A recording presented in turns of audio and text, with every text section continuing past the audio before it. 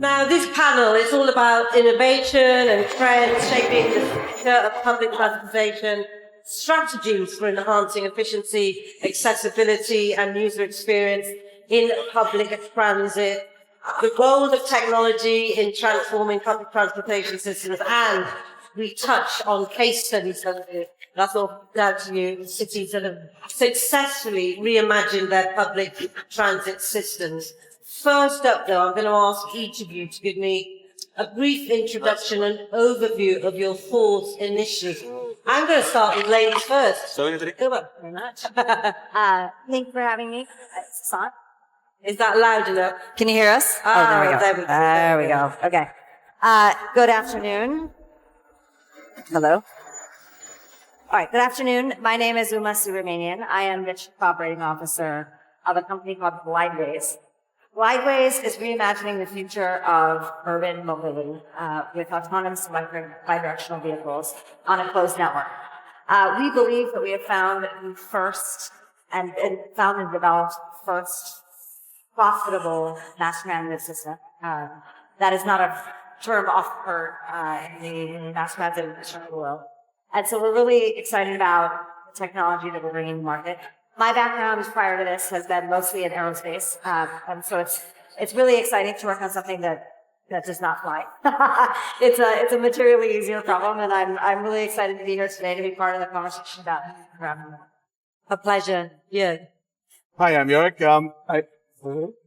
I think. Love shout. No, I shout already. Shout. I think you have to turn the microphone. Yeah. So anyway, I'm Joerg, and I think you introduced me. I'm CEO of Endeavour. More than 25 years in the automotive industry. Last 8 years, I was dealing with electrification, e-mobility. All right. Okay. Hello. I still have to talk without it, right? So last 8 years, I was dealing with electrification, and okay, now it works. Basically, I'm here because I believe we live at exciting times. Nadira, we live at times of disruption. I actually believe regarding public transport and mobility, we live at times of the biggest revolution since the automobile was invented 140 years ago. Everything is changing, public transport, mobility, exciting times. And, we have to react to these challenges, and that's what we see around here. Thank you, Jürgen. They are exciting times, but some might say they're terrifying times as well. Sid, your overview. So I'm Sid Venkatesan. I'm the Chief Strategy Officer and Chief Legal Officer at May Mobility. We're a self-driving technology maker in San Francisco. You can see one of our beautiful May Mobility vehicles over there. And welcome. You should come by the booth and take a look. We sell primarily to municipalities looking to improve their public transit networks. Our vehicles are not terrifying. They're very safe. They drive like your grandmother would, which is a goal. Like, we want to have safe, reliable transit that solves sort of the needs of the cities that we deploy in. So excited to have a dialogue. And I'm going to stick with you because it'd be interesting to talk about it. Talk about how your company is contributing to the evolution of public transit dynamics. Yeah, so a lot of the municipalities that we deal with they're all different, but in some ways they're similar. In that, in the US and in Japan, which is where our deployments are now, there's a significant issue getting qualified drivers to reliably show up. And there's a lot of concern about access, inclusive access to transit, for seniors and people with disabilities. So those are some of the problems they're trying to solve. And they view autonomous as a way to not displace their existing network, but kind of make it better in certain places and to try out this technology. But the driver shortage is a real significant issue, as well as a cost. I mean, municipal transit providers are constantly pinching pennies, and autonomous can provide a better level of service for less cost and more reliably and safely. So that's been sort of what we offer, and I think that's really what the technology can provide. That's interesting, isn't it? That drivers' shortages is literally driving some of the change. Yeah, it's an issue. I was previously an executive at a self-driving company focused on the trucking industry as well. And in the U.S., the demographics are the average age of a truck driver, very similar for a municipal bus driver, is in the mid-50s. They're looking at retirement. They're closer to retirement than they are at the start of their careers. And for a lot of younger people, they're not jobs that they want to do. They want to do service jobs. They don't want to do these jobs where they have to deal with people. Sometimes it can be challenging environments. So labor is a real issue, and this is a public good. So it's, it's a problem that needs to be solved because people need transit, and particularly people who can't afford their own form of personal car ownership. It's a critical need. Like, you can't get to jobs, you can't get to schools without this service. So it's an acute problem in a lot of the municipalities that we deal with, and it's something that I think that as the technology gets more and more robust, will be a better and better solution to it. Yeah. Now, Uma, I'm going to turn to you. You mentioned that you were in the aviation industry about 20 years, and you transitioned to land. There's quite a difference. So you've obviously got a lot of experience that you're bringing to this area now. What advantages do you think you're going to bring from knowledge gained from 20 years? And what drives you now? I'm using the word drive a lot in this discussion. It seems appropriate for land. Yeah, so I am really interested in the question of how do people move through cities? And the problem is actually the same. So most recently I was working, I was thinking about the urban air mobility space. And the problem that we're trying to solve is ground congestion, right? So fundamentally, a lot of cities around the world cropped up without thinking through the mobility, their mobility ecosystem. So a great example, Dubai was not intended to be a city of 6 to 7 million people, forecast to go to 10 million people. And the evidence of that congestion is everywhere. And so one way to solve that is with urban air mobility, transit the sky, and that is definitely a space that's emerging and coming. But we really need materially more capacity on the battery side. So power dense batteries that are 800 to 1,000 watt hours per kilogram to have urban air transportation of scale. So what's really exciting for me, and what I'm really energized by in this job is thinking about reimagining urban transportation, ground urban transportation. So at Glydways, we're tackling congestion head on by offering a solution that effectively goes around it with kind of dedicated lanes and dedicated. So for me, I am super excited. I believe this is how we will move in the future, and really excited about it. If you can find a solution to congestion, I think everyone should. It's one of the problems single day. And we can laugh and joke about it, but it really does need solving, doesn't it? Joerg, I'm gonna turn to you. From Endeavour Advisory's perspective, what are the key strategic considerations when it's moving technology into public transit system? Well, Nadira, there's a lot of research going on in that direction, so it's a lot of people obviously take that as an important issue. And I mean, there's a simple abbreviation. You can say TFC, time, fare, and convenience. Those are 3,000 most important factors for success of public transport. Time means, of course, you need a certain frequency. You need a network coverage. It's important. People don't want to change a train 10 times in order to go 5 kilometers. This doesn't work. And if you have to change, then it should be seamless and smooth, because this is quite important. Frequency, reliability is a big issue. So punctuality. It's something, coming from Germany, which our German train system is quite weak at, criticized all the time. So reliability, punctuality. And of course, waiting time, people consider up to 10 minutes as acceptable, but everything longer than 10 minutes, they already start complaining. So time is critical. The fare is, of course, important because public transport has to be competitive in pricing compared to a private car. That's a major issue. And a big issue, if you look at research and talk to people, apparently, is convenience. That means, is there enough space? Do you have to stand? How is the environment? How is it the station? Is it clean? Is it noisy? Is it warm or hot? I mean, a great example is a Dubai metro, that is air conditioned, everything clean. Best case example. And people want basically friendly staff, polite staff. They want, in the meantime, a Wi-Fi. They want to read their emails, everything. They want ideally shopping centers, everything around. Security is a big issue. I lived a long time in Brazil, and, from there I will know that security is an issue. It's great here in the UAE and also in Europe, but there are countries where security is a key to use public transport. And last but not least, there are new requirements coming up. More and more people are now requiring a last mile shuttle service. This was something no one thought in the past about it. But now with the autonomous vehicles coming up, with on-demand mobility, people expect not to walk home or take the bicycle the last 5 or the last kilometer, but they expect a little shuttle being there and drive them home conveniently. So a lot of interesting requests and requirements from customers. But again, I think knowing what is available can be achieved and it can be met. You've obviously given us a dream list of what people want achieving and what they want to, what they want to be faced with when they walk out of their doors and they're getting from A to B. Is it possible? Dr. Ray, I'm going to come to you and see what's supporting and emerging technology that the Technology and Innovation Institute have potential applications in transforming the future of public transportations. Is it achievable everywhere or just not? No, I think one of the key areas that are needed improvements is energy densities, improved batteries. This is a very difficult problem. I liken it to the analogy of squeezing a balloon. You squeeze the balloon in one place, it pops up, it blows up, and squeeze there.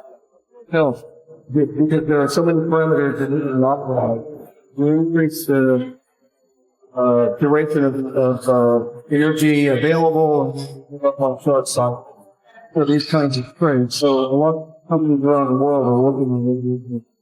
The other thing that was mentioned is suggested, and also the seamless experience. The seamless experience is very work mile, last mile, all those things.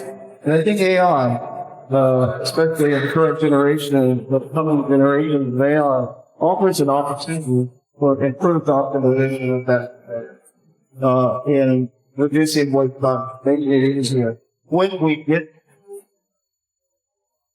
level 4.5, level 5, whatever we call it, fully autonomous vehicle, that offers entertainment experience and a relaxed environment, we will be able to further optimize the use of the reduce dramatically costs associated with transportation. Now, it may also have an impact on the fund, but I'll tell a quick story about the fund. And the fun is that when I turned 16, literally on my 16th birthday, I could not wait to get to the driver's license bureau and get my driver's license. I couldn't wait. I was so excited because this was like a freedom that was going to be given to me. And honestly, the kids today, many of them are in the 20s. You drive? No, I don't drive. And older. And they don't drive. They do not drive. They don't want to drive because they don't need to drive. Because their experience is here. They experience the world through devices like this. So I think for them, to sit back in a car, level 5 autonomy, take me to wherever, that's going to be great. They don't feel that escapism that I have. That's so true, isn't it? Like, it's been so dramatic if you look at the changes over the past few decades, and you're absolutely right. When we're looking into the future, with that in mind, could you share some of the challenges and breakthroughs in integrating autonomous vehicles into existing public transit systems? That's a massive challenge. Sure. But first, let me go back to your previous question. Is this possible? It's 1,000% possible. It's going to happen. 15 years ago, people thought electric vehicles were magic, like science fiction, and now they're, prevalent on the roadways, and it happened fast. I think once the idea of an EV got normalized, people were like, oh, my neighbor has this. Why can't I get it? Why can't I get a charging station? And I think that'll happen with autonomous vehicles as well. Our experience has been that once people get in the vehicle and ride in it, they're like, oh, this is like a nice, regular, safe, comfortable ride that's slightly more conservative than a human driver probably. And they're fine with it. So I think that the tipping point will happen faster than people think. And that's why, forward-looking places like the UAE are actually, I think, going to be well positioned to take advantage of this technology. With respect to the challenges, our experience has been that there are leaders and laggards in the municipal planning world. There are people who are very bullish about this technology and really they see the acute problem and they really want to solve it. And they're willing to work through the problems of adoption. But it usually isn't. Usually if you find the right city and you define the right environment to start in, we're able to deploy pretty seamlessly. It takes us about 2 months, give or take, to get a new deployment out into a new city. But the key is while we're doing the technical part, is to do the community engagement part, to say, this is particularly since we cater to seniors and people with disabilities in many of our deployments, to explain to them that autonomous is coming, no different than being in a regular vehicle. It just happens to be driven by a computer that we spent a lot of time developing. It's going to be safe. It's going to operate like public transit. And then once you get people in the vehicle, we have 90% repeat riders in many of our sites. We have 4.9 out of 5 on our app in one of our sites. So the riders like the experience once you show it to them. And I think that's the key, is to really work in partnership with municipalities.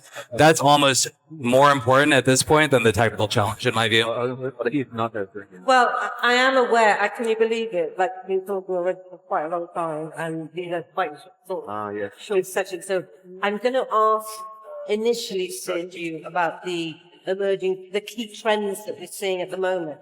And then for all of you to just think of some good practice examples that you think are really working, or examples that you think can work. Okay. I'll come round in a little bit, but just the key trends, I think.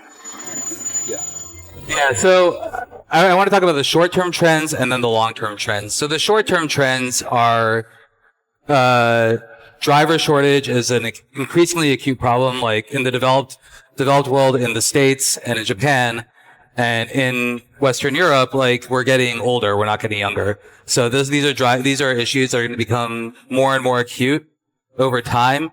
And it's both the lack of drivers and then the increased number of older people who can't drive, who need to be connected to social services. So in the short term, the trend is to figure out a solution for those people. And autonomous driving has been something that people have really seized on to try to be more proactive in reducing regulatory burden, identifying good use cases, to do this, to solve these issues. In the long term, I think it's actually more interesting, because if you can develop a solution that's better than personal car ownership, that has all of the kids, not just a few kids, not wanting to drive cars, then you can make better cities. Because a lot of the reason that cities are hard to live in is because there are a lot of cars. Like, that spreads out the buildings, therefore they're not walkable. That adds more noise pollution and regular pollution.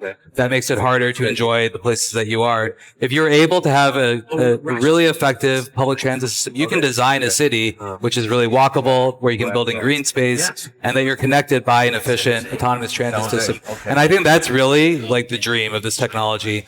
It's exciting in this region, in particular, that the planners are thinking ahead. They're thinking about how to use this in the form of really aggressive urban design. And some other markets too. So I'm excited to see where it goes. So case studies, something that stands out in your mind that you want to share. I mean, certainly. I mean, autonomous driving is the future, and it's great. And I also want to emphasize your point, being here and looking at the master plan of Abu Dhabi, of the United Arab Emirates, to roll the technology seriously out is a bit different from what I'm used to in Europe, Even in the US, it's maybe more forward thinking. I mean, we just in Europe now, in Germany, we are celebrating that we have the first Autobahn where an autonomous level 4 truck is allowed to drive, which is great, a big achievement, but, it takes time, and there's a lot of uncertainty regarding legislation and the legal framework. I would like to point a bit in a different direction, because if you talk about public transport, one thing that we may forget, considering the whole world, is really that we still have all the diesel stuff on the road. I mean, this is really something we have to consider. Autonomous driving is beautiful, but first of all, I would replace, I think about CO2 emissions, right?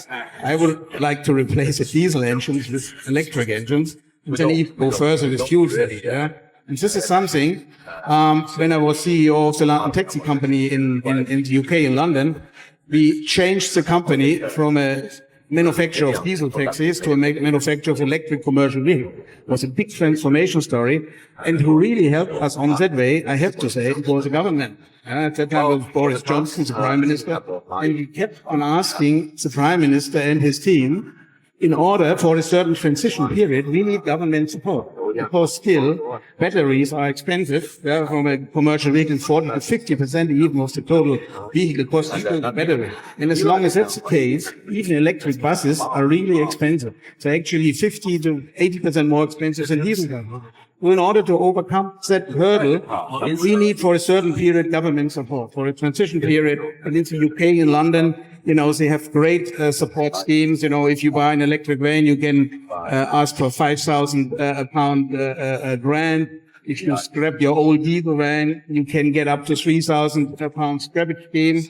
And they even go further. They have in London, they introduce a congestion charge. So if you go into the city every day, you have to pay £15 per day. It's not a lot, but if I go 20 days a month, and I'm a little tradesperson, it's a lot. So what I'm saying, I would like to see public transport to switch to electrification, supported by government incentives, and then even for long distance going further. I'm a big fan of hydrogen electric vehicles. It's the best. You just have water everywhere. You do electrolysis, and you split water into oxygen and hydrogen, and then you put it on the fuel cell, and all of a sudden you get the hydrogen with the oxygen. You get water as an emission. I mean, how great is that? You take water and you get water out, and you don't need anything else. And fuel cell technology is so advanced. In a fuel cell truck and bus, and I was the CEO of Wrightbus in Northern Ireland. Our fuel cell hydrogen buses went something like 700 kilometers range. Now, that's an amazing technology, and I think it can be applied everywhere, even between Abu Dhabi and Dubai in the United Emirates. So this is the next step for me. First of all, we need to push public transport into electrification, supported by government. And the next step, and this would be my personal vision, is going into hydrogen. Well, listen, we have run out of time. So I'm going to have to let you all go. But I just very quickly, 3 words to describe. Really friggin' great, I think. Yeah. Sorry, I didn't get it. Really freaking great. All right. No, I can't confirm that one, but I would say autonomous driving. 3 words, yeah. Not a sentence. Autonomous, 3 words. It's pretty hard. And hydrogen. Okay. That's right. Electrified, safe, and efficient. Uma, the last words. Rapidly dramatic. Fantastic. Thank you, everybody.